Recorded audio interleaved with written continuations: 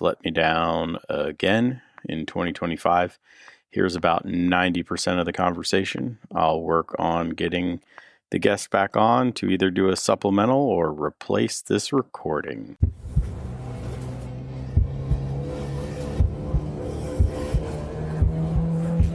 Green flag. Welcome to the Blind Apex Podcast, where amateur club racers tune in to get faster.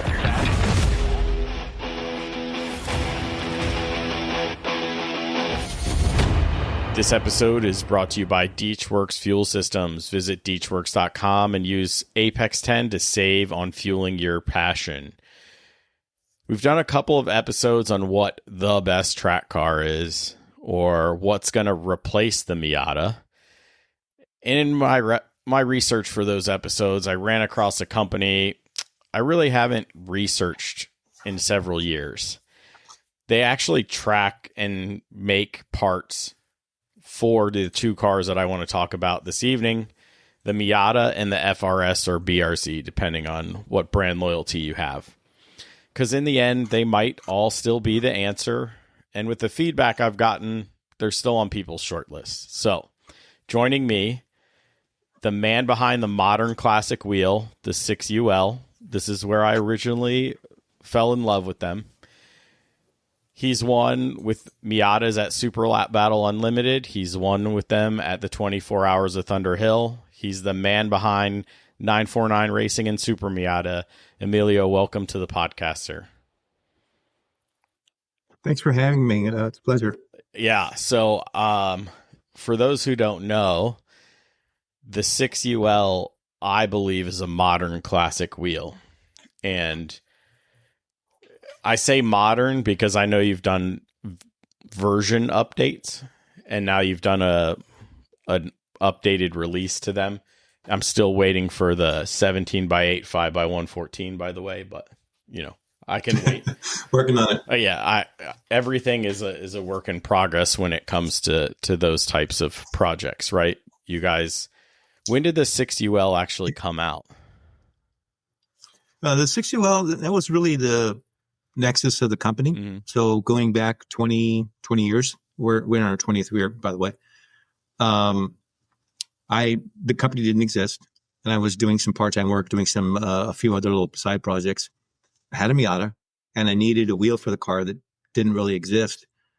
And I had the idea, it's like, somebody must make this wheel, but they always make them in the wrong bolt pattern. They never make it in a 400. So what if I found a company that had the right wheel?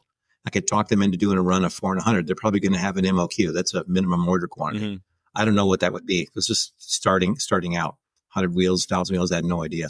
So I just started contacting through the internet companies all over the world, and I finally found a company in Malaysia that would do it. And they said, well, we can just make, if you're going to make our MOQ, you can do your own tool. So you can pick your own design.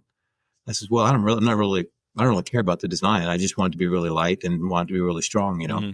They said, well, we have some candidates. So they sent me some CAD drawings, and I picked one out that I liked. And they said, this one here is not the lightest, but it's one of the stiffest. And I was like, okay, well, let's work. They had some other ones where they're a little lighter, but they said, we'll have to modify it to make it strong enough. I said, no, give me this one. And that ended up being a wheel that looked sort of like a 6UL. It kind of had the 6U shapes, mm-hmm. but the spokes were flat instead of curved, and there was a lot of differences. So I said, well, can you change this? And I gave them a list of things to change. I said, yeah, we can do that. And that basically started the first production run, and it was a big hit. And the idea initially was, I'm going to do, a production run, and it was like 500 wheels or something. I get me a couple sets of wheels for my project car, and I can sell off the rest and kind of pay for the whole thing. Right. So it was sort of just going to fell backwards into it. And the wheel ended up being kind of a game changer. What I learned along the way was that this is, pre-wheel industry, me being in the wheel industry, was that different bolt patterns, the common load rating standards are from Japan, really. The whole tuner wheel industry was really based in Japan, and they have their load standards are based on the PCD. So if you have a 5 on 100 and it's a 15-inch wheel, it has a certain load rating. The 16-inch wheel, it's a different. If it's a 5 on 4.5, it's a different. And there's just a whole chart, right? Well, the 4 and 100 had the lowest load rating. So all the wheels that were made at that time were 5-lug wheels. And then if you wanted a 4-lug version of it, it was built for the 5 on 4.5 load rating. So it was built for like a 4,500 pound car, basically. So it's kind of an overkill for a Miata. So that's why all the Miata wheels were really heavy, because they were all basically 5-lug wheels that had been re-drilled. So we built one that was a 400 specific wheels. We were the first to do it. And it was just, again, I just kind of stumbled into it. It's like, I didn't know. And I started as I didn't even know there was such a thing. Like, oh, we can build a wheel that's quite a bit lighter. Well, they were really light. And, they were, at the time, we had the lightest cast wheel on the market. The only wheels that were lighter were the, magnesium Watanabes. But this is back 20 years ago. Since then, a lot of wheels had come out that were about the same way. Once the other manufacturers figured it out, Koenig was the first to copy it, or actually Tire Rack was the first to copy it, and then Koenig, and now a couple other manufacturers done it. But it was sort of it's one of those things where you don't really plan to innovate, but like you just try to solve a problem that hasn't been solved yet. You have to come up with these solutions, and you end up with something that was really popular. And then, so that launched the company.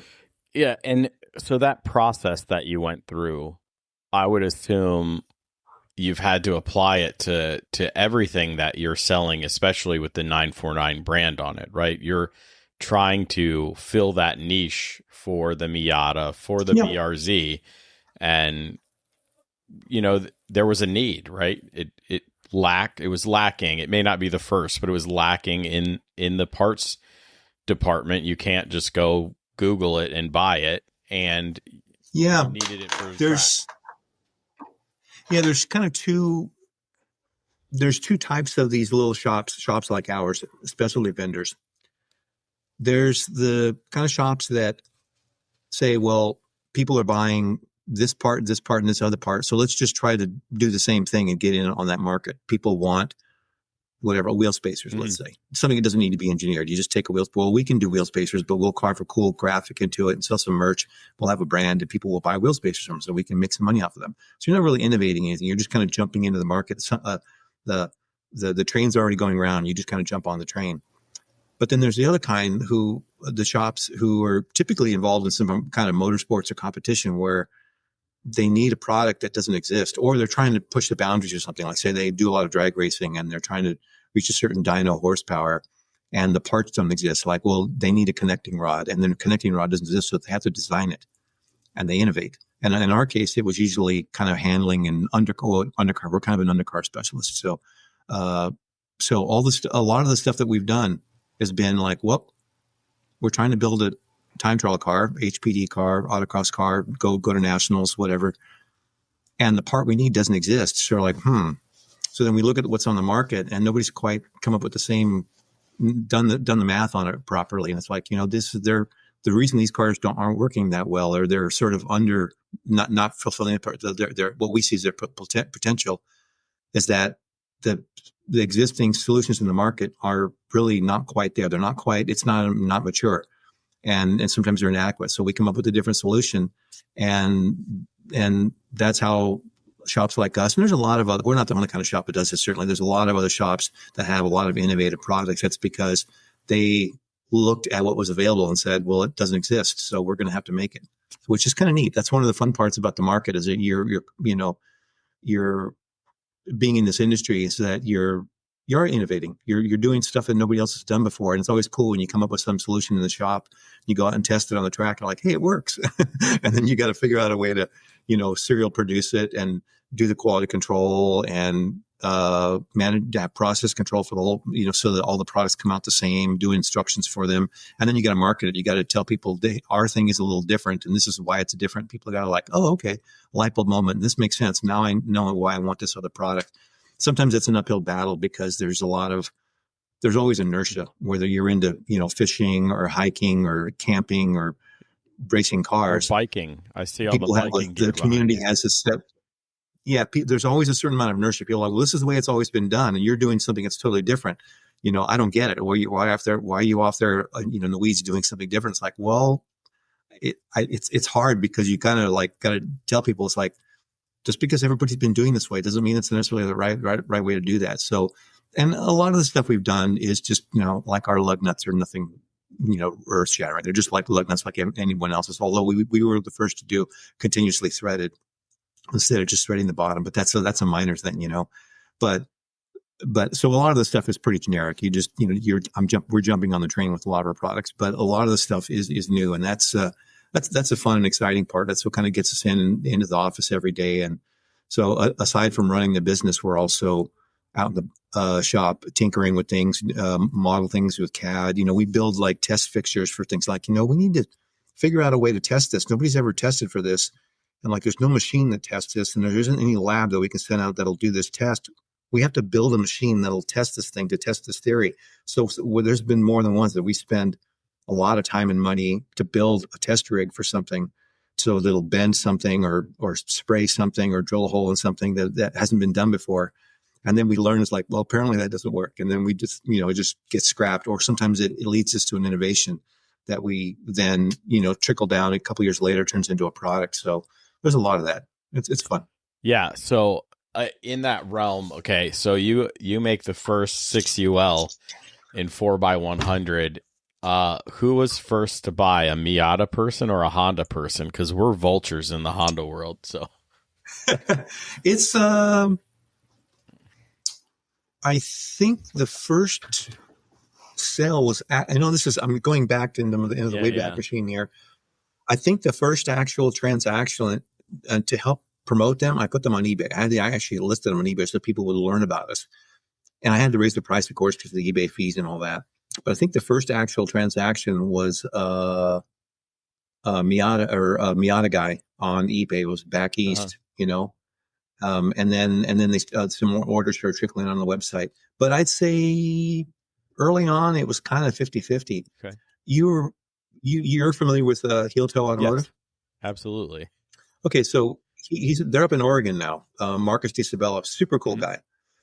He was based down here in Mission Viejo, where we are, down in Southern California. Him and Elise, and they were operating out of a PO box, operating out of his garage. And I contacted him, and he was supplying us with cars. He had customers and friends and his own cars. So all the early Honda test fitting, we were using his cars. So I'd call him up and say, "Hey, can you bring by a first gen CRX?" And he'd bring it by, and then, "Can you bring by one of these?" And we take pictures, and we were taking pictures and putting it on social media. So a lot of our early social media and marketing was probably more heavily towards the Honda than the Miata, actually. And back then, I would literally I remember doing this. This is crazy. I remember taking a floor jack and an impact gun and prototype wheels and going out to local Miata meets, like what eventually became Kenod, before Kenod existed. If you're in Southern California, it's a big Miata culture thing, this weekly meet. Before that existed, and that's, I think, in its 15th year now. But before that existed, they used to go to Super Autobox. You ever heard of Super Autobox? Yep, I have. Okay, that's in Japan. They had a store in Gardena here, or Garden Grove. I'm sorry, it was in Garden Grove, and there was, I think, a weekly, I don't know, Wednesday night or Thursday night meet at Super Autobox parking lot, hardcore JDM, bro. And I would literally go out there with a floor jack and my little digital camera, and this before the phone had a decent camera on it, and an impact gun, and just try it on people's cars and just basically show them the wheel, and like full on guerrilla marketing, taking pictures of it and talking to people, and say, what's this company again? I never heard of you guys. This is a cool looking wheel. It's so wide. So that was early days, and then things kind of progressed from there. But a lot. So the long answer is, a lot of Hondas early on. That kind of, as we got more into the Miata parts and doing suspension stuff, it shifted back over towards the Miata. And of course, all the cars in our shop were Miatas, and we were racing Miatas. So it kind of shifted back away from the Honda stuff. But early on, I'd say it was like 50-50. Yeah, trust me, I know. Your pictures got either posted by you or stolen by several people and posted on Honda Tech for ever and ever. It felt like forever and ever. It was probably like 6 months where we saw a lot of actually, I think a 6UL thread started in the road race autocross section, and I ended up with like a set or a pair of 15x8s up front on the original Falcon Azani with 225s up front, and like a 15x7 in the back with a 205 or something. And I had those on the car. Yeah, we were advocating the reverse staggered setup. I remember there was a resistance to that. We were telling people it's going to be faster. Trust us. Yeah.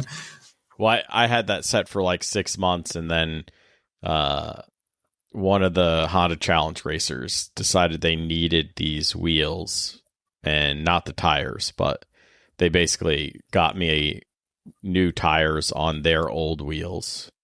So I had them for I was still street driving, doing HPDs and stuff. So I traded them. Yeah, those early generation wheels, we still see those floating around. They're on their third, fourth, fifth owner. They get, it's kind of like if you have a set of, TEs or something like that, they never really go away. They just get sold and resold and resold and resold. So, which, on a forged wheel, you can get away with that. On a cast wheel, especially if it's been used on a race car, you don't want to keep them. You want their consumables. Oh yeah. On a race car, they get beat and banged up. And it's like, we tell people it's like buying used control arms off a race car or used ball joints or, brakes off a race car. It's like, just don't. For a street car, that's one thing, but for anything that's been used for autocross or racing, it's but yeah, they have a bit of a history, it seems like. Yeah, there's a set of Cozy K1s, like OG set. When I stripped them, when I had them, there was about 8 different colors on them, all rattle canned. Yep. And they still have a home, and they're still true and no cracks. And I've had a set of Cozy K1s since then, and I cracked them in minutes, it felt like. So yeah, they're burly. They're the K1 is a gravity cast non-flow formed wheel, so it's fully the original cast wheel era. I mean, the casting technology has progressed so much. Essentially, a lot of the casting technology that's being used now, it existed a long time ago, but it was really expensive. Mm-hmm. So there were only a few companies that could use the latest casting tech, and now it's kind of trickling down where we can afford to do it in a more affordable wheel. Our wheels currently, all the 60-wheel wheels now since the previous gen, they're all basically tilt cast and flow formed, which is basically the latest state of the art way. And it's really it brings the casting really close to the level of a forged wheel in terms of the overall tensile strength and fatigue life. And it used to be, if you go to like a Kose, which is the opposite end, which is gravity cast, no flow form, T4 solution treated, it's a pretty crude wheel, and they're very, very stiff, and they're very, very brittle. So they have to last. They have to be really, really over engineered. Aluminum's a funny thing, like a piece of steel, you get a spring and, you can bend it quite a bit into a U shape, and it'll kind of spring back if it's got the right tensile strength and it's the right material. It's very springy. Aluminum is not springy, and to make it springy, like when you fly in an airplane, when it takes off, you can see the wings are kind of flickering around. They make aluminum springy by making it certain alloys, certain heat treating properties, and all that kind of stuff to make it springy like that. But it has a finite fatigue life. You can't do that forever. People don't know that airplane wings, as springy as they are, they get replaced almost completely I forget how many hours. It's like every 8 or 10 years, they get pulled into a service center and they literally replace the wings on them because they're worn out. Whereas the steel, like a coil spring on a car, lasts, 500,000 miles or something. It's far, far greater fatigue life. So aluminum, when you make it really, really light, it has to be made really, really springy. So it has to be, the processes are quite a bit different, and you can't do that with a gravity cast solution wheel. So you can't allow it to flex. So a wheel like your K1, it's not a springy wheel. That's a big chunk tank like an ashtray. Yeah. It's designed to be not flexible, because if it's allowed to flex, it is going to crack. And if you can put enough load into it where you can make it flex where it wasn't designed to flex, you're going to fatigue it out. And so this is part of the whole like load ratings and things where wheels, all the JWL standards, that's the Japan light wheel. That's roughly the equivalent of like our DOT, like our Department of Transportation here in the U.S. Like you have your turn signals have DOT stamp, road signs have a DOT stamp, brakes have DOT stamp, all these requirements, right? And in Japan, it's JWL, it's Japan Light Wheel. And they have standards for wheels, and most of those were created back in the late 70s, early 80s. Now, you're a younger guy, so you may not remember this, but back when the Miata first existed, okay. This is like 90, and when those standards are created, Cars didn't pull one G. Correct. You know, the grippiest, fastest cars. I remember, you know, reading Car and Driver in the mid '80s. The hardest turning car was like a Lamborghini Countach and had 15-inch wheels on it, right? And it would pull like 0.8 G or 0.85 G. That's it. Yep. That was like that. And that was like hypercar territory. Your average production car, like a Mustang, would barely pull like 0.7 G. And this is like a Mustang GT. Mm-hmm. They handle like crap. So Japanese cars were no different. So the wheel standards for bending load, which is basically racetrack loads, right, were designed around that weight and 0.7 G or 0.8 G. And now, you know, your average minivan pulls 0.8 G, you know, and any kind of even slightly sporty cars, 0.9, 1 G. And there are plenty of production cars that will pull over 1 G. And then they have all these tires you can buy now, Super 200s, which you can take pretty much any sporty car that you can buy. Any car you can buy off a dealer lot that's a kind of sport suspension, and take the factory tire size and replace it with a Super 200 with some AL52s or, you know, RT660s or Vitra P1s or something like that. And immediately it's like a 1.2, 1.3 G car. Put some alignment in it, put some camber on the front, and now you're talking like 1.3, 1.4 G. So the loads going into the wheels, going into the shocks, going into the hubs. That's why they destroy hubs, you know. They're way, way higher. So it way overwhelms that. So that's how a wheel like a K1 was designed around those standards. The old school. You put it with a modern grippy tire, hit a couple of racetrack curves at 1.4 G, and like then things start going awry, start going sideways rather quickly. Okay. So it's really cool to see the wheel industry. A lot of the wheel industry is starting to adopt higher standards. And, you know, Apex, I don't know if you've seen the Apex, they've done a lot of cool, innovative stuff. They have an enduro line. So they have their standard line of wheels. And then they actually have an enduro line, which is like even heavier and burlier, with really, really high load above the JWL load standards, which is really smart to do because people destroy their wheels. And it's been an uphill battle for us, but people don't always know that things like hubs, front end parts, wheels, control arms, subframes, stuff like that breaks and cracks when you know, hit a curb at 1.5 G at 100 miles an hour on a racetrack, you know, and a car wasn't designed for that. So there's some people think brakes, tires, you know, spark plugs, oil, that's their consumables. And they don't take into account other things, the fringe things that they just overlook, you know, and it's usually because they're changing wheels like they change underwear. So the wheels, you know, they're changing them, you know, I changed size, I changed offset, I bought a new set. That's why they've never worn out a set. So they don't have them quite long enough to wear a set out. So they don't really realize that they're all considered consumables, in my opinion. Yeah, the wheels get swapped out, and a lot of the undercar stuff, things like control arms, subframes, hubs, stuff like that, doesn't get changed out. I mean, you know, some cars are prone to breaking exhaust hangers because the exhaust is moving around, and you get a car that's 10, 15 years old and breaks an exhaust hanger, exhaust wobbles back and forth, and it cracks exhaust manifold, and the person gets it upset because their exhaust manifold craps. You know, they said this car is a piece of crap. It's like, well, no, you're putting the car under load it wasn't designed to see, and it broke an exhaust hanger, and your exhaust swinging around is what broke your exhaust manifold or cracked your catalytic converter, and so when I started, you know, messing with cars, track days didn't exist. Mm-hmm. There was autocross. And they were like TSD rallies, but that was all low speed stuff. So it was basically people were autocrossing, and autocrossing still in the United States there's more people I forget what the stat is. It's the most popular motorsport by participation. In other words, the people who are doing it. Like NASCAR, obviously more people watch NASCAR, but hardly anybody races NASCAR, just the racers. But in autocross, by participation, it's the most popular form of motorsport, more popular than drag racing, drifting, because so many people do it, right? In every major city, there's people autocrossing every weekend.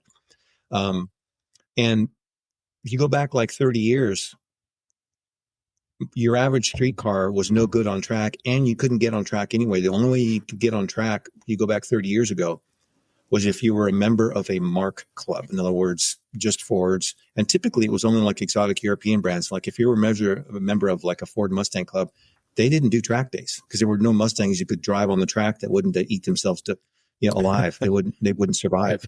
Back then, a Fox body Mustang, people didn't track those. They drag raced them. Drifting wasn't even a thing yet.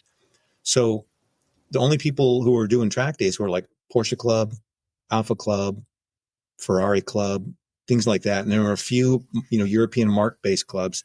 And typically those clubs would have rallies. They might have an autocross, maybe. And they would usually do like one track day here. And if you happen to be in a major urban area where they had one of those track days and you had a friend who would get you in, you could go drive your Miata or your Honda or your Corvette and go to the Porsche Club. And a lot of those clubs, they had strict rules like Ferrari Club. They wouldn't allow Corvettes for obvious reasons. Yeah. Right. So young people would autocross because that's all you could do. There were no track days. And it wasn't until around like 95, 2000 that some enterprising individuals started putting together track days. And there were a few. I mean, back east, it's like Chin Motorsports was one of the early ones. Back here in the West Coast, it was, I think, Hooked on Driving, and then Speed Ventures, which I'm kind of affiliated with. And they started becoming more of a thing. And then of course they exploded in popularity. It's like, yeah, I want to go drive a racetrack, but and it's $250. Sign me up. And then the manufacturers kind of got, and it became this closed loop where the manufacturers were then making cars just for track days. You could buy, when you bought the Mustang GT, the S550, the current gen or the previous gen car back in 15, in the owner's manual, they actually had stuff in the owner's manual to tell you how to set your car up for track days. And if you go back to the Fox body days, 20 years before that, they would say absolutely under no circumstances are you to drive this 1985 Mustang on a racetrack. That's going to void your warranty. But in 2016, the dealer would say, oh, yeah, we just buy the track pack, total change. So you get all these guys, this entire community of people who are now becoming super into track days and taking these cars. The newer cars are actually built for it. They come with all the transmission coolers. So they don't, go into limp mode like a 86. We're going to start talking about 86s. In the early 86s, the Japanese have been a little bit hesitant. They've been dragging their feet on it, but Ford was doing this, back with the Z51 packages, the Chevy was doing with the Z51 packages, where they would produce a car that was ready to go to the track. And so how this has to do with the perception of reliability is if you build a car that's built that way, like you expect it to last. But if you get a car that's not built that way, like the first gen 86, which was not really a happy camper on the track, it only came with those Primacy tires, unless you get the Sachs suspension package. And that didn't come until a couple generations in, right? That wasn't the first. I think in the 13, you couldn't get the whatever they call that suspension with the cool. The Sachs shocks are really nice, by the way. But their first ones, that's not a car you wanted to take the track. The pads would roast, oil would overheat, it would go into limp mode, and just all kinds of things would be unhappy with the early cars. But even with the GR, they haven't really built a car that you can just drive off the showroom floor and go to the track and pound on it. Right. My S550, we had a GT350 that we had in the shop. And that car, I literally drove it from the dealer in Central Cal in the morning when I bought it, drove it to Sonoma in the afternoon and did 3 sessions with it on the stock brakes, and it didn't overheat because it had all the coolers and everything. So I hope that I don't know what the sort of environment is with the Japanese, but I hope, because they make such awesome cars. The basic bones of the car are killer, but they just haven't taken that extra step to giving us like a GR that's built like an S550 Mustang. It's got all the coolers and all the stuff in it, and it's ready to go to the track. But yeah, people get surprised when stuff breaks because it's not really built for the track. But that's where you guys come in, right? Now I can call 949. I can go to supermiata.com and I can get what I need. And we hope to. We're a small company. There's so much stuff that needs to be done with some of these cars. There's been a group you've probably seen is doing an oil pan, doing a lot of analysis on the GR86. figuring out the oil starvation issues. And I tip my hat to those because it has to be done, but it's sad that you have to like drop the motor and put an oil pan in it so that the engine won't blow up.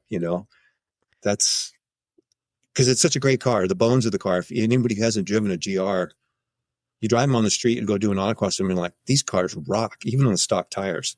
And you put grippy tires on them and they rock even more, it's like, but you can't just go beat on them like you can a Chevy with the Z51 package, or most Porsches. You can just take and beat on them right from the showroom floor. Mm-hmm. The S550s. The Japanese have just been like a generation behind there, which, like I said, for me, it's frustrating because the bones of the car are just so good. That's such a great car. Yeah, I agree. I tend to agree. I think the focus is different because they're trying to stay competitive price-wise. Yeah. And I don't say they're not competing. There's no way a GR is going to line up next to S550 competitively, right? But in their own, because they're not selling cars to racers or track enthusiasts only. There's not enough of us, right? So the Mustangs, if you think of the basic shell of the Mustang, I think they sell like 100,000 a year or something. Mm-hmm. And the GR, it's probably less than 10,000 a year. It's probably 5, 6, 7,000 a year. So the volume isn't there for them to do a special version that's got oil coolers and baffles and different brake pads or whatever. Yeah, I wish there was, but I can see it from just from a purely economic standpoint. Like they can't afford to do it. I mean, Mazda doesn't do it with the Miata either. They can't afford to do it. So it's a shame. You wish they could, but there's just not that base of the economic base for them to be able to say, okay, we're selling 80,000 a year in GRs, so we can afford to make a special edition 2,500 special edition cars. They're happy to sell 500 or 5,000 of them, at all. Now I don't know what the sales volume is, but I imagine it's well under 10 a year. I would hope not, but that would mean the car's not going to. I don't know. With the Miata, it's those numbers. It's sub 10 numbers typically. The current Miata. So let's talk about the NANB, because that's what everybody calls the answer, right? Everybody's first track car. Everybody's I want to learn to race. I want to do this. I don't know if we're going to find a legitimate, unmolested NANB anymore. 90% of them have not a cheap one. Yeah, right. Not one you would want to. You've probably seen this if you're in the Miataverse. The values have finally shot up. It was the U, right, mm-hmm. where it dropped down, and there was a time, I would say 10 years ago, you could buy a 100,000 mile NA that was basically clean, a little faded paint, but basically intact, completely stock, right, with the hard top, $2,500 all day. That same car now, that exact same car now is 10 grand all day long. Yep. And if it's clean, it's 15 grand. NBs, I remember,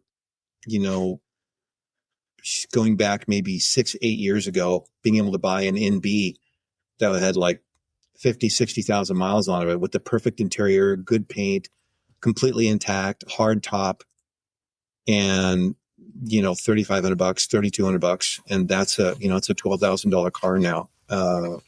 So and just like S2000s, E30 M3s, like everything else, once everybody realized what they're worth, the value. I just saw an ITR, a yellow ITR that sold for, I think it was 100.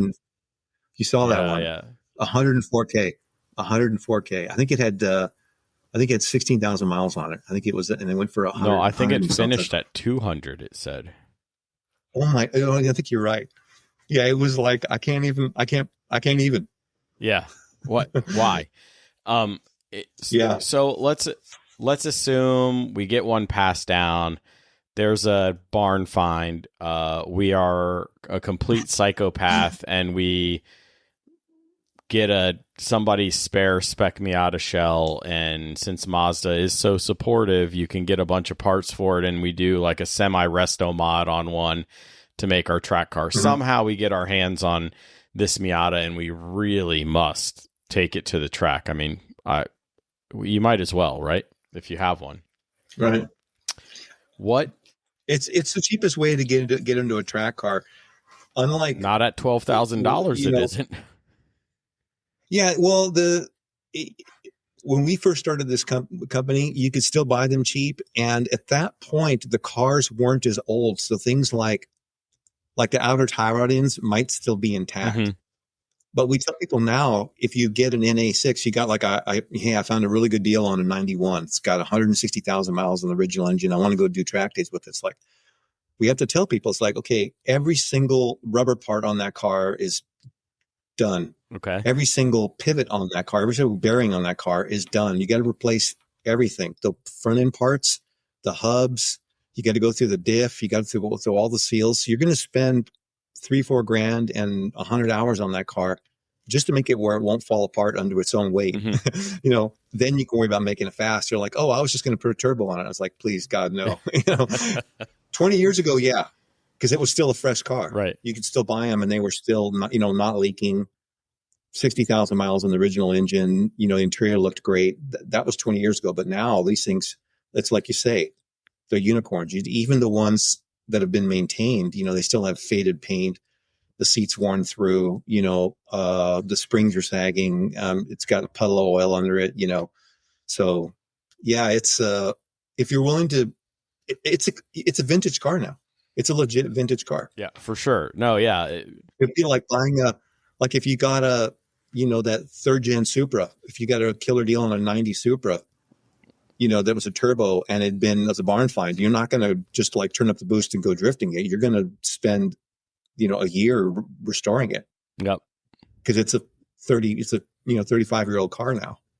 It'd be the same thing. And people don't think of it in terms of that because you still see them running around because they're, people keep them in decent shape. You're like, oh, that's a cool looking Miata. That's older than you are, bro. Yeah. Well, not me, but yes. But for most people who are the young guys who are looking at them, so that car's older than you. So yeah, it's that's one of the reasons that we've kind of focused on a lot of what you call resto mod. Mm-hmm. We do a lot of front end and bearing parts and stuff now. We've really invested in a lot of tooling to do that kind of stuff because now if you get an NA, all that stuff's worn out. All the front end parts, the bushings, the bearings, and it's not as sexy as a turbo, but everybody needs it if you're starting a project like that. But getting back to your question, yeah, that's the first thing, we tell people who are contacting us, hey, I just got this car. I want to get started on it. It's like, well, make it healthy first. And it's going to be a little bit more involved because it's an older car. You got to replace this stuff. It's, if you're getting an NC3, it's maybe, it's a 10-year-old car. It's probably still pretty clean. It maybe got a little bit of faded bumper skins, but it's still pretty much intact. You can go right into doing coilovers and exhaust, reflash and all that on an NC3. But if it's an NA6, it's a 92 and there's an unknown history. It's like, man, this thing's had 3 owners. I have no idea what the history of it is. It's like, yeah, you've got to go in to do a lot of hardcore mechanical restoration before you really start thinking about flinging it down the track at 120 miles an hour. Yeah. So for those people planning, how do we balance with the Miata? We'll get to the 86, I guess. But how do we balance? Okay, I need to do XYZ. My end game is to be on track. I don't necessarily want to do some things twice. So when do I go, I need the beefy hubs? When do I go, what are some of the things I need to do or consider in the long run? I have an 8th gen Civic. We have really terrible rear hubs. They're on a maintenance schedule. Most of us replace them every 2 years with OEM Honda hubs. And they'll still... That's the one with the holes in it, right? No. Well, yes, it has holes in it, but it cracks. It's like lightning holes? No, it has an access port hole at like 12 and 6, but not 3 and 9. And... Okay. And they actually crack. They're dished in between the stud holes, and that's where they start to crack. Okay. So that's the load path. Yeah. Yeah. So we change them every couple of years. Some people still are able to kill them, but And that's how it used to be with basically all the Miata hubs are like that. The NC is a little bit beefier. Those can fracture, but it's more rare. But the ND and the early NA and NB hubs, same thing. You've got to time them out. That's why we did our heavy duty hubs for them. So, for the same reason. So you said earlier, that we were getting stickier tires, we're getting bigger wheels, we're going wider, we're putting more grip into these 35-year-old plus cars. Should we just be looking, if we have a Miata, to go to the heavy duty hub if we're gonna eventually, even if I'm going HPD 1 or 15x7s, they're probably going to last longer on a 15x7, even on a 205 or a 225 square, than not, than we're using parts. The fronts typically the failure mode, at least on the early cars, the NA and B, you're more likely to fracture rears than fronts. Doing a lot of HPD, we see more of the rear hub failures where they just fracture and shear off. And it's actually a little bit thicker than the front. But because of the way the cars get driven and the loads going through them, the rears tend to fracture before the fronts. But yeah, we used to, before our hubs existed, we used to just time them out. We would replace them with the Dorman hub, which is about the same dimensions as the OEM. We would just run them for like a year or two and then just take them off. Usually like 100 hours, which was like when you're doing a lot of endurance racing, that's a year. If it's more just HPD and not racing it as much, it might be 2 or 3 years, but at about 100 hours, we would replace the rears. But if you're starting 15x7s, 205s, which is a typical kind of, although these days, most guys are going to be running 15x8s unless they're restricted to 7s, like the Racing Spec Miata. Boo. You can still fracture the hubs even with that low level of grip. The tricky part with any used car, it's like buying an airplane or a boat. You got to know the history. Is there, when you buy a plane, there's a protocol, and you have you get the receipts essentially, so what the service history is. With the car, that's just mystery. You get a Miata, it's like, well, the guy you bought it from, didn't look like he was autocrossing, but before him was a kid who was drifting it. Or usually, actually, that's probably a bad example, because usually once a car's been drifted, it usually goes straight to the dump after that. But anyway, but yeah, it's more likely to be just utterly destroyed. But the point is, you don't know the history of the car, right? So you don't know if it, got whacked into a curb, and essentially they fatigue, and you don't know what the service life was. So we usually tell people, if you're not the original owner and you don't know the history of those parts, put new hubs in it, front and rear, just start it. It's just one of those things. Put fresh spark plug wires. The spark plug wires, it's really hard to diagnose when the wires are bad. Now, modern cars, they're all, coil on plug. Don't worry about that. But any car has spark plug wires. Spark plug wires are consumables. They die. And you can't tell by looking at them. You look at, well, these still seem like they're a little flexible. They don't have any cracks, but I've got this high RPM misfire. It's like, put new wires on it, it goes away. You buy a used car, just take the spark plug wires, throw them in the trash, and put new wires on it. Put new plugs on it, put new hubs on it. Front and rear main seals, usually if it's going to get driven on the track, and particularly something if you've bought a lot of used cars. If any car that's got an ICE, internal combustion engine, hasn't been driven for a long time, the seals dry up.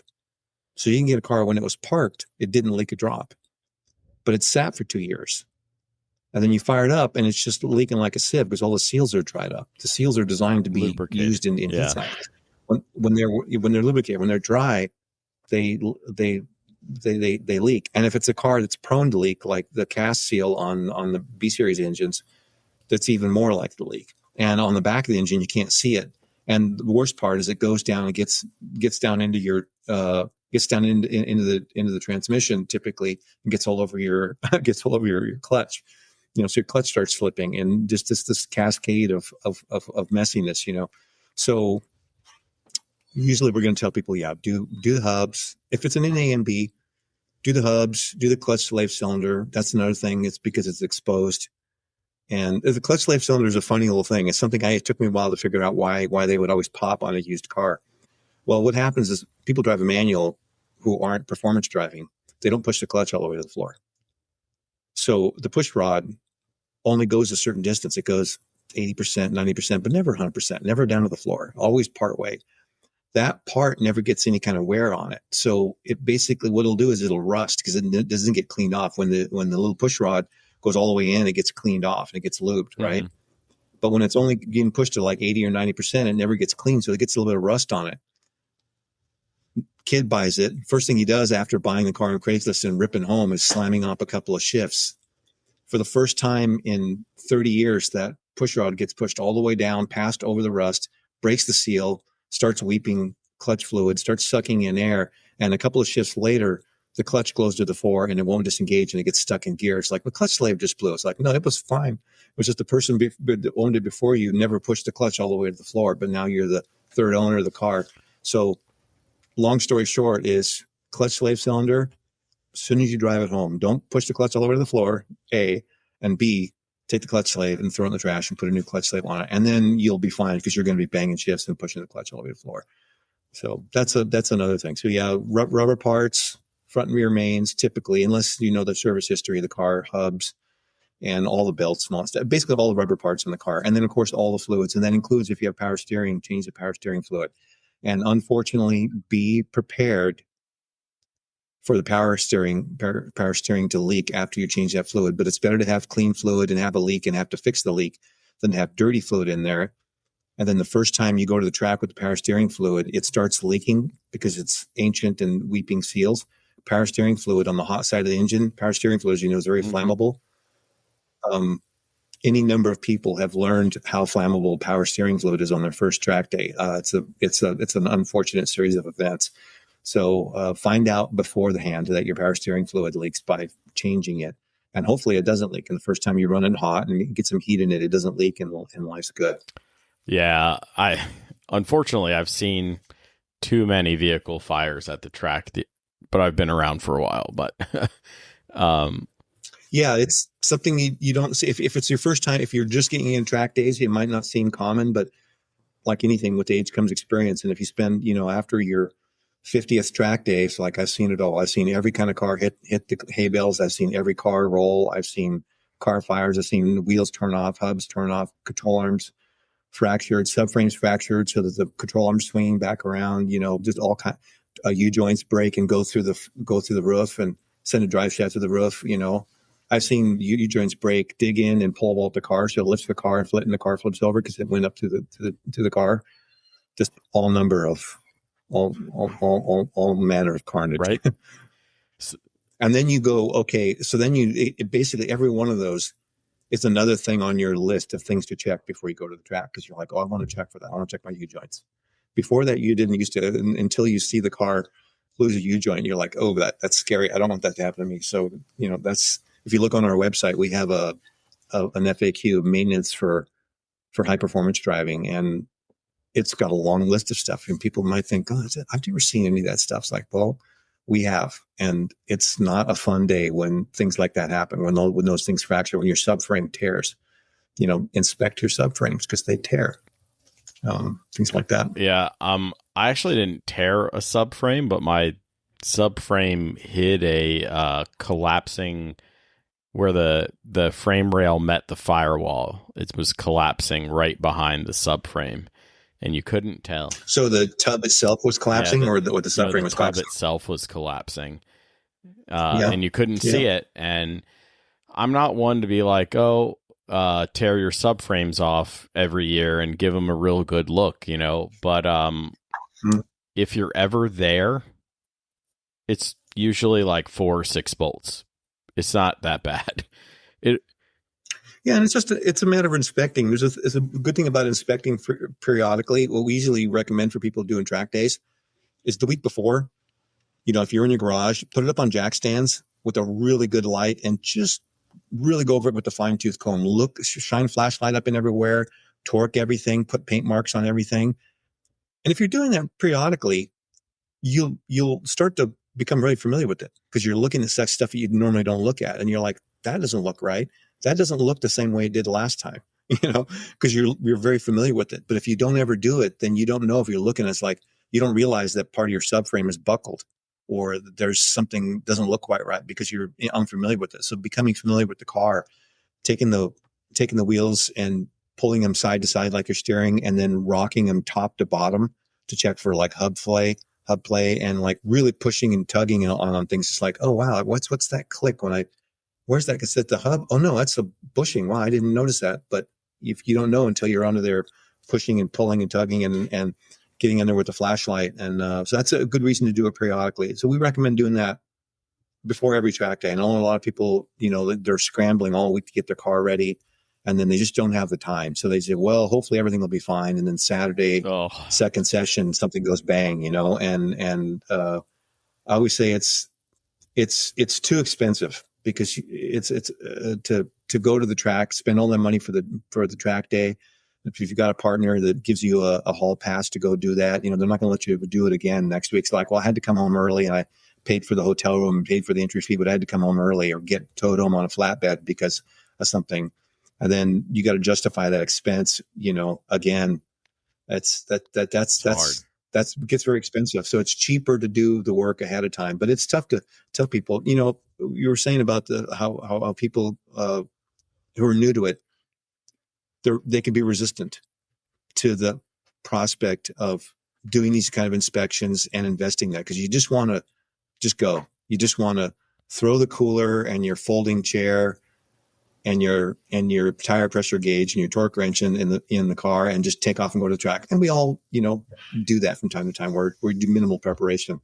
But to do it regularly, it's going to bite you and it's going to be real expensive. Just do the homework, become familiar with your car, do these pre-event inspections, time out parts that are known to fail. And every car's got, what was it, the E36, E46 have the subframes in the back, like you were talking about, where in the back.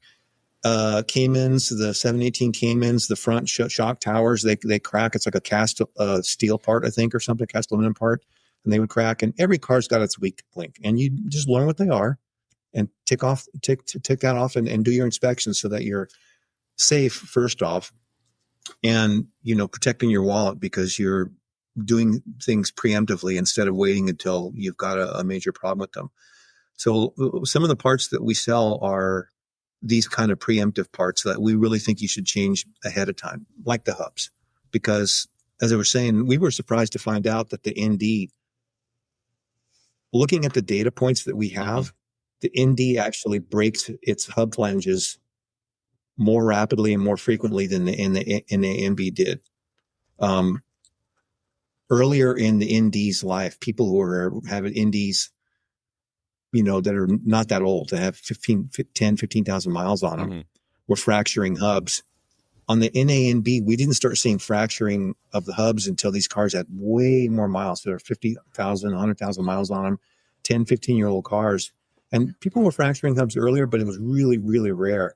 But with the ND, we're seeing it in like the first or second year, like really early in the car's life, people are shearing the hubs off. So, and there's not that many cars. The NA in North America, the first year of the 90, there was 44,000 cars in the United States. The NDs never sold in those kind of numbers. Right. It was, I think it was 12,000, I think, cars the first year, 12, 15,000. And then it's gone right down into the sub 10s. So the NDs actually are more fragile than the NAMBs. So that's something, and people, you got to pull your rotor off to see it. And if it's the fatigue fracture that's starting on the backside, you're not going to see it. So the answer is you got to do it preemptively. And that's a tough thing to tell people. It's like, if you've got 245 tires on your ND and you're doing, 4 or 5 track days a year, don't wait. Just either at the very least, put new Rock Auto hubs on it. You'll kill the bearings, but you'll have at least fresh metal into the hubs. But really, think about doing beefier hubs on it, because it's like an ND1 transmission, which are known to be pretty frail. It's almost not a matter of if, but when. Right. So and every car's got its Achilles heel. Every single. regardless of what car you have, do your homework, find out what the Achilles heel, and make sure to inspect or preemptively replace those parts so that you're safe. So let's fast forward to the 86, well, the BRZ FRS 86 generations, right? They're younger, right? They're not going to be 35-year-old Yep. cars. You did note some of the generational differences, but we already have like the 86 Cup is out. There's series dedicated to them, right? They're very popular in the paddock area. I know guys with FRS BRZs. They run an ST. They'll in the super touring classes and other classes. They handle like a dream, is what I'm told. They do. So, say I'm in the market. I haven't driven one of the race cars, but we've have our track prepped cars, first gen and second gen, and yeah, they do the basic handling balance. Considering it's got the engine hanging off the front and it's got struts, they handle great. So, let's talk about what somebody who's like, I have one or I bought one because they're newer, I should have less heavy maintenance to do. What should they be looking to do to their FRS BRZs as they get out on track? They're pretty robust from what we've seen. It kind of depends on how much power you're going to be running through the car and what the duty cycle is going to be. How many track days you're going to be, and what level of the competition and amount of the track time it's going to see. Oil cooler for sure. Oil cooler is a must. Even if it's completely bone stock, even if you're like literally running a stock car, it really needs an oil cooler.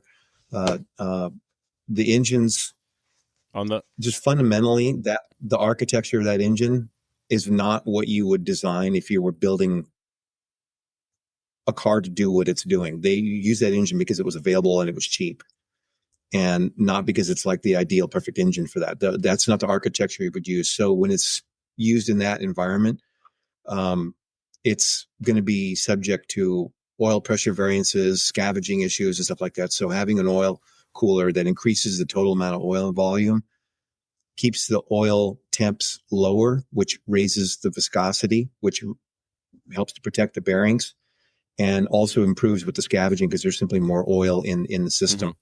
Mm-hmm. The later cars, jury's out, but I think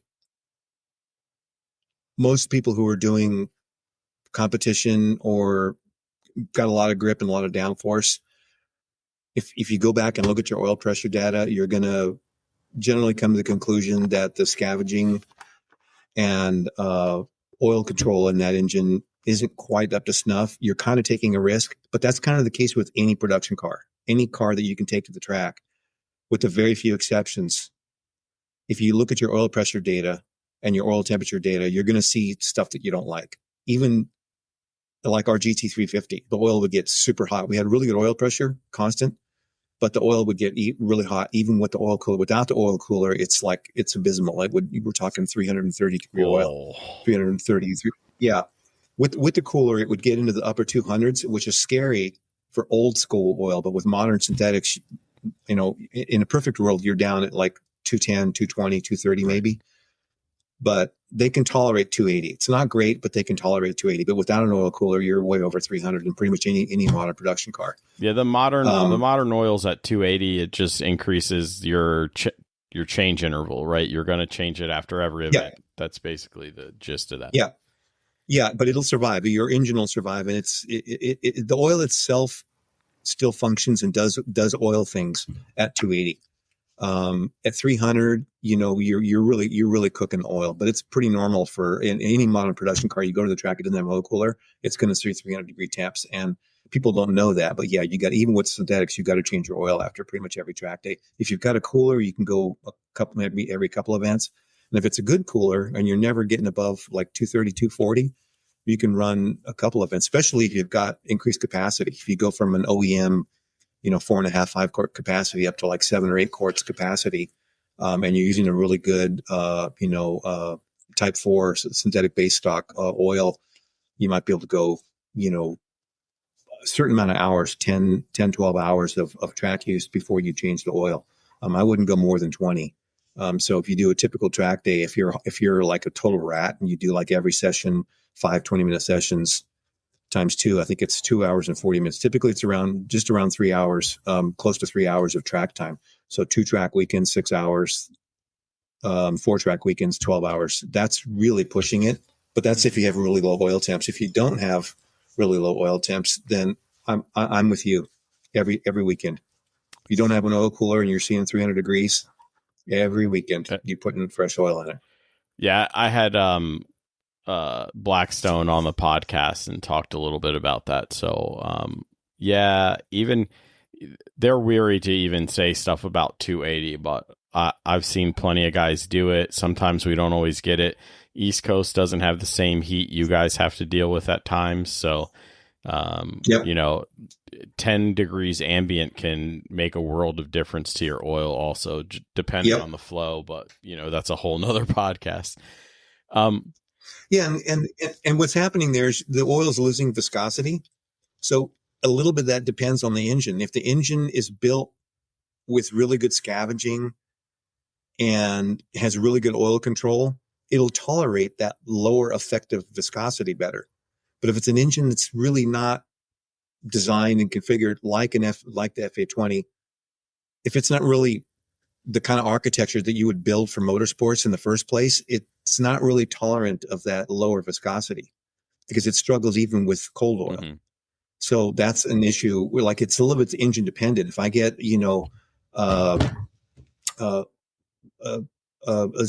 Chevy with the Z51, like a C7 with the Z51 pack with all I think it was, I forget the engine, it was the LT4. I forget which engine that was. That's an engine that'll tolerate 280 degree oil temps pretty well because it's designed to run scavenges oil and have really good oil control. I mean, needless to say, it's a very mature design. It's a 60-year-old design, right? It's very mature.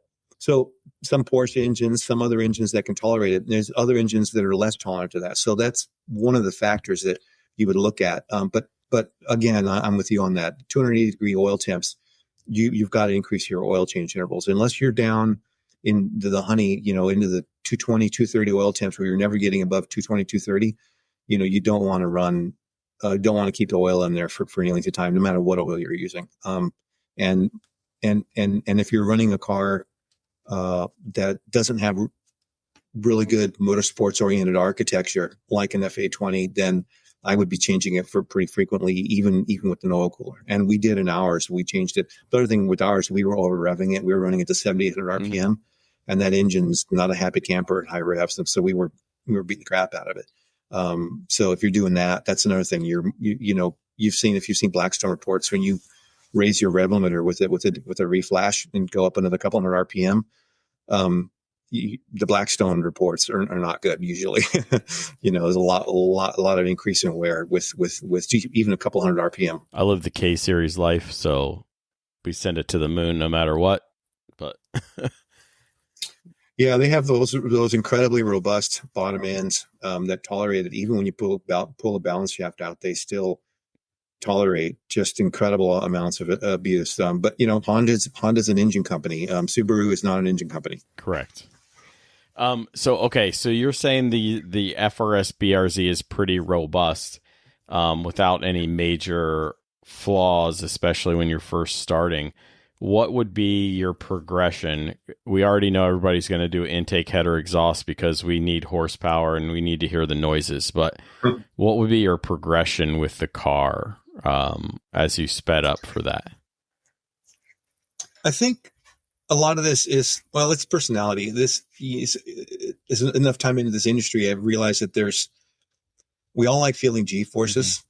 And when we get in a car that handles like crap, but it has a mountain of power, and you go riding your buddy's, hot rod that doesn't handle at all, but it just has shockingly violent acceleration. You're like laughing and you should get the straight line acceleration. Doesn't stop either, but just that straight line smashes the back seat. That's fun. Some people live for that, and that's what they want. If it doesn't stop, they don't care. If it doesn't turn, they don't care. Me personally, I've always been a lateral G guy. I love braking forces, the way that feels when I can come into a turn and the car just hunkers down and just digs in and stops. And like I'm slammed forward into the belts and it's digging into my shoulders. And then I rock it into the turn and I have to like lean my neck over and my neck gets sore after at the end of the session, but it's accelerating mildly. It's only got like 10 pounds per horsepower. I'm having a blast. I don't need to have 5 pounds per horsepower. Those are fun. Don't get me wrong. I love those cars. I've owned those cars. I've been, Z06 owner, GT350 owner, 400 horsepower Miatas and all that. But if I'm going to gravitate towards one, it's the lateral G forces. So this answer is going to be different. I'm going to naturally say, well, make the car handle first. And there's always going to be the people in the audience who are like, but it's so slow. It's like, so what? Right. So my thing is always make sure the car is first going to be reliable so that you can do the whole track weekend. So on any cars, typically brake pads on an 86, you can pull off the dust shields, get some extra airflow through the brakes. It's going to make your wheels dirtier, but it's going to have some airflow. So brake pads, brake fluid, do a high temperature brake fluid, bleed the brakes. If you're running stock brakes, you're going to have to flush the front brakes after every track weekend because it's going to cook the brake fluid in on the front end of the car, and then do the oil cooler. And then keep an eye on your front hubs. You're going to wear out the front hubs pretty fast. It doesn't break the flanges, but the bearings themselves wear out pretty fast. So that's something to keep an eye on. You just rock the wheel, grab it top and bottom, and really muscle it back and forth, click it. And if you feel it clicking, it's typically the hubs are bad. They're really easy to swap. Good idea to keep is a one, because they're the same left and right. Keep one spare hub in your pack. So when you do kill a hub, you'll start to get brake knockback, or you'll go into a turn and the pedal will go to the floor, and you'll pump it up and it'll come back. And then after another turn, the pedal will go back down. That's because the rotor is basically shifting back and forth inside of the caliper because the hub's loose. And you won't really feel it. The car will feel kind of normal. It's just you'll have this pad knockback and it'll get worse and worse and worse. And then you'll start hearing it. By the time you hear it, the hub is completely destroyed. It's usually way late by then. So it's a good idea to check.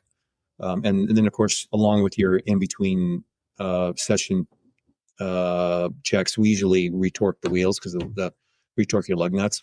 And it's a good idea at lunch, lift the car up and just do a quick check around the car. I usually rock the hubs back and forth, lift the front up, rock each hub back and forth at lunch because you got some time, and then go eat lunch, and then you're good for the rest of the day. So that's a check. Basic stuff. And then once you're sure the car is going to survive like a track day, nothing's going to fall off of it, and it's not going to go into limp mode, then it's suspension stuff first. I'm always going to aim towards damping before spring rates because I don't like a car that wallows, and just adding spring is going to make it wallow more, and it's going to make it wallow at a higher speed. So it's going to make it even worse. And you can't get rid of the wallowing without shocks. So the first thing is going to be putting shocks on it. And if you're going to do shocks and you don't mind stiffer spring rates, then it's coilovers. You can get for the guy who wants to run it on the street and still wants a really good ride quality, you can get really good handling out of the car just by putting a decent coilover on the car and not doing sway bars first. The other thing is going to be camber in the front. The rear stock camber on both first and second gen cars, it's not great, but it's not that far off. You can basically not touch the rear suspension for a while and just put some camber in the front. You are going to grind the shoulders off the front tires. So if you have either camber plates or putting alignment bolts on the front of an 86, basically camber alignment bolts, so you can dial some more camber in. For a street car, we have our published alignment specs on our website. Stock alignment, I think, is something like I think it's like a half a degree negative stock. It's pretty minimal front camber, so it's going to grind the front. It's going to understeer a little bit more, and it's going to grind the shoulders off the front tires. So dialing in some camber is going to be good. Now, this is the scary part. With a double wishbone car or multi-link car, you can get away with around 3 or 4 degrees of camber, which is still a lot, and it's still going to wear the inside front tires. But with struts, they don't gain camber as the suspension compressor, so you have to run the camber that you need when the car's rolled over, when the car's rolled into a turn. So we're running basically between 5 and 6 degrees, depending on the spring rates and amount of air we're running. So 6 degrees is what we call it broken camber. If you look at the car, it looks like somebody jumped it, and the car suspension collapsed. No, that's the line. It's perfectly aligned. Don't mess with it. Yeah, you're a stance, bro. But that's the kind of camber. You're What's the that? stance kid with the. Yeah, it's stance bro. It is. Yeah, it is. It's fully VIP stance, right? Um, but that kind of camber on a strut car, it's going to tram line like crazy. You go down the road, it's going to like not go straight, not go in a straight line. It's going to destroy the front tires, but it's going to handle great on track. So kind of a happy medium is typically it's pissy. You kind of choose it for how often you're cornering hard and at the limit of the tires. So if the kind of car you don't drive during the week, you just do some canyon runs on the weekend and maybe a couple of track days, then you can afford to be more aggressive with your camber. But if you're driving it during the week, then you kind of find a middle ground. So that's going to be like 1.5 degrees to maybe 3 degrees. 3 is pretty aggressive for the street. But like even if you're running, let's say 2 degrees, which looks like a lot more than stock, that's nowhere near enough for the track. You're still going to destroy the shoulders of your front tires, and that is the nature of struts. Any car that's got a strut, it's baked in. So you have to decide how gnarly you want to get for track use. But yeah, 5 or 6 degrees. And like I said, if you see a race car with 5.5, 6 degrees, it looks like it's broken. And we would run 3.5 in the rear. And our track cars, that's the way we would set them up. And of course, they didn't get driven on the street. They would get trailered to the track or driven to the track or driven to Cars and Coffee or a local autocross maybe, but then not get street driven.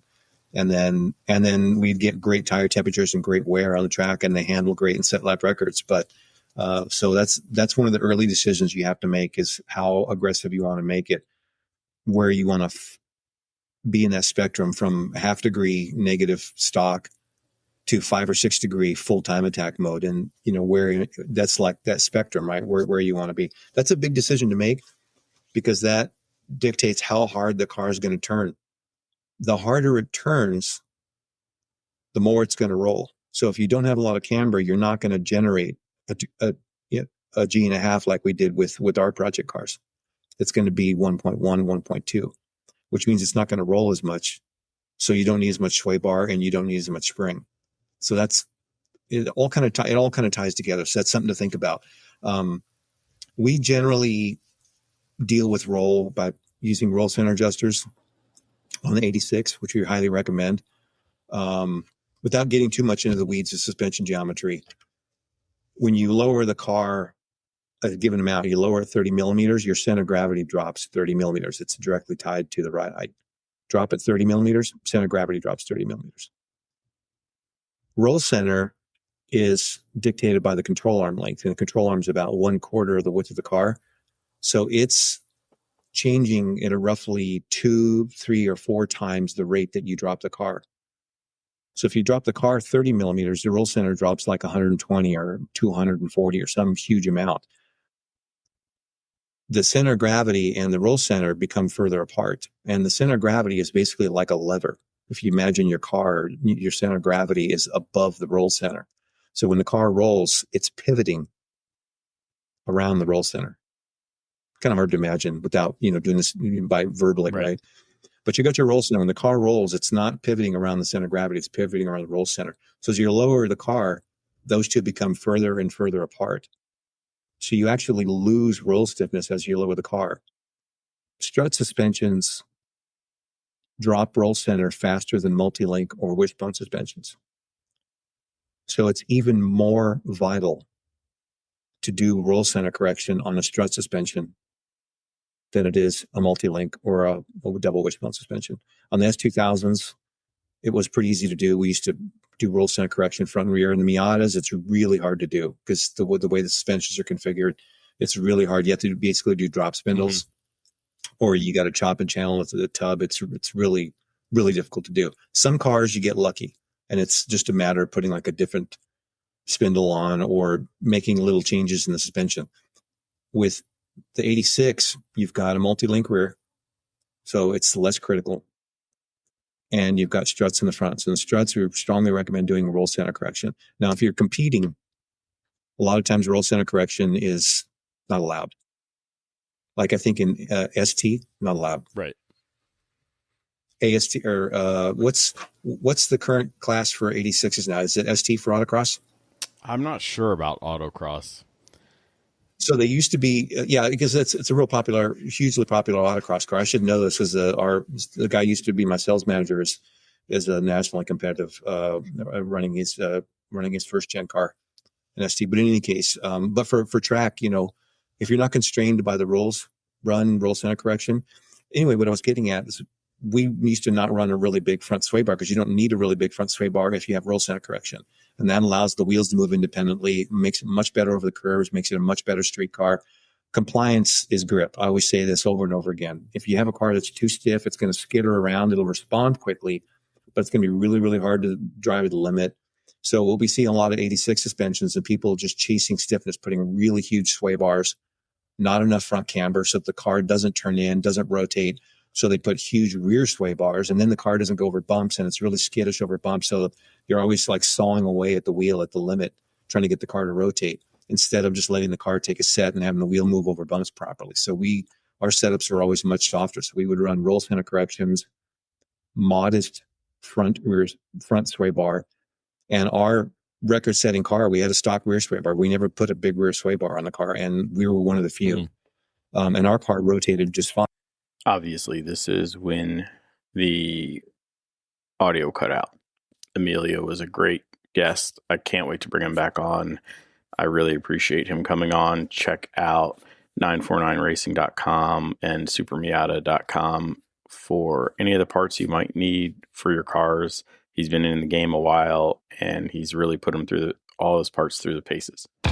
Until next time, keep working on yourself, keep working on the car, and let's get faster.